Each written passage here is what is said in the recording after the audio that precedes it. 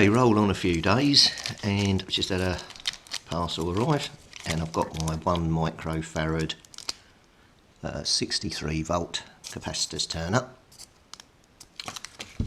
And what I have noticed is the 1 microfarads capacitors are here, here, here and here, and all 4 of the 1 microfarad look like they've been circumcised. So the top coating here has shrunk back and started to go down the side. So something's happened to all the 1 microfarad. So definitely worth replacing. But what I'll do is once I get all these off, I'll take a picture, because I'm going to have one of the new ones left, because I've got 5 here and I only need 4 to fit.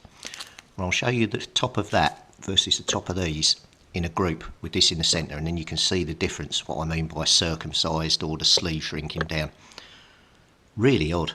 Okay, let's get these replaced. So, I should have been reporting back and telling you I had all the components out by now.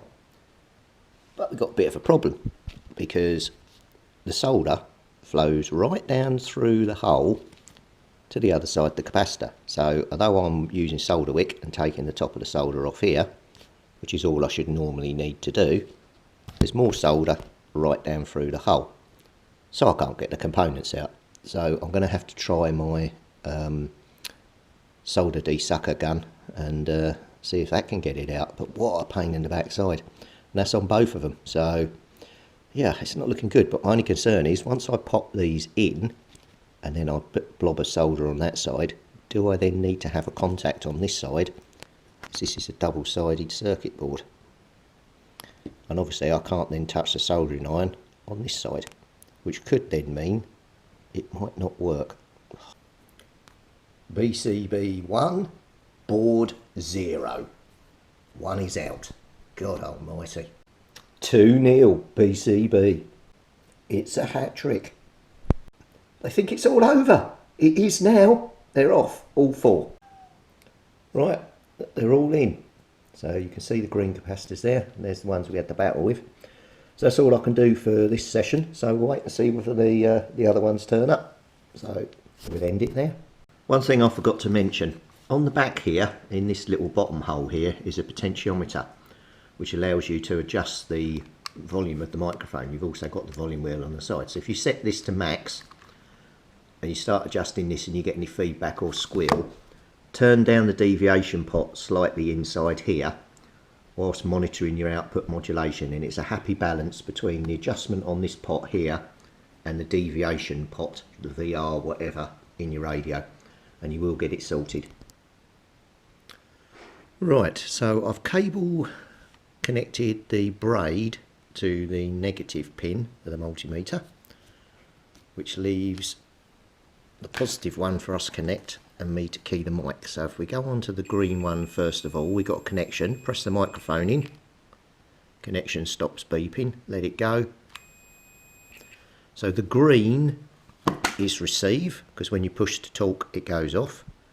Connect onto the brown, no noise, press the microphone in, let go, gone. So the brown is transmit. We've got the braid, so we know that's the common, and then the white wire had the braid wrapped round it. So as we've identified receive and transmit, the white wire is the audio or the modulation. So transmit brown, receive green, audio or modulation is white, and the braid is the common. We've identified our mic connections.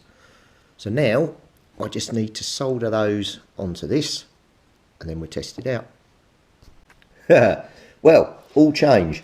I was going to wire this for my Maxcom Super 4E, and the thing wouldn't solder. I've been sitting here off camera for about an hour trying to get it to fit to one of these plugs, and I can't get anywhere with it. So I've given up. I've now wired it up for a 4-pin plug for a Murphy DS602.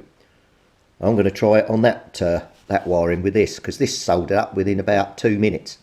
So I'll just get the plug on, get it all finished, and then we give it a test. But what a pig. Everything to do with soldering for this microphone has been a pain in the backside, even the microphone plug. So Sadelta, I'm blaming you. Right, so it's all wired up, it's got the battery in it. I've got it onto the radio. I had to rewire it because the wiring diagram on the internet wasn't actually right for the Murphy.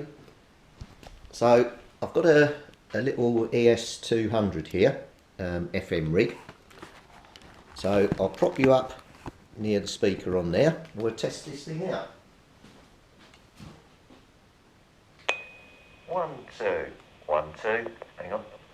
1, 2, 3, 4, 1, 2. It's nice and clear with a bit of echo. 1, 2. Let's knock the echo down a bit, and then it's gone.